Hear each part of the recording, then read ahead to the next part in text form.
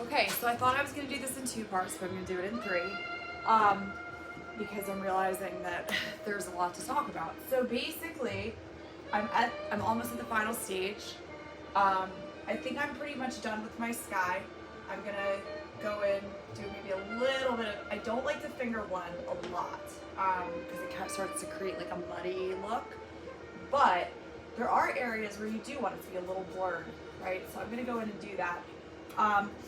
Now what I have to do is figure out what I want to do with this foreground. I need to make sure the reflections are accurate.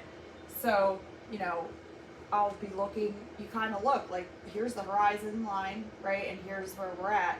So like, where are we here? When I move that up, okay, that looks like kind of some blue sky, so we should be good. You want it to mirror, right? So you have to be accurate with that. So you gotta look, make sure you're doing that accurately. And you're not going, I mean, it can be confusing if you're not familiar with doing that kind of thing. So yeah, you're looking at like, literally, if this is the horizon line here, you know, and this is this far, let's just say, where am I at here? Okay, I'm like right around here. So I gotta make sure those clouds are reflected in that water accurately, like a mirror. The other piece is that in deciding what I want to do for this here, there's a lot of land to work with, but this is also kind of why I wanted to do the thirds. This is a little more than a third, I think, just slightly. But the sky's got a lot going on. So like, if someone looks at this painting, they might be like, wow, the sky. I don't want to compete with the sky in the foreground. So I want to keep this not too busy, right? Like, so I don't need to be putting a lot of different colors down here, we don't want a lot going on.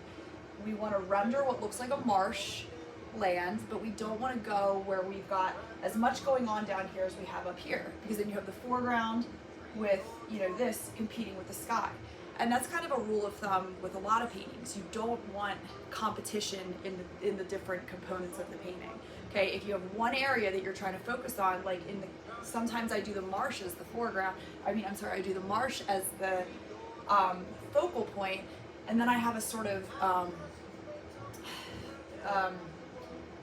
sky that's more just, you know, not as many clouds. I can't think of the word right now. I'll think of it in the next tutorial.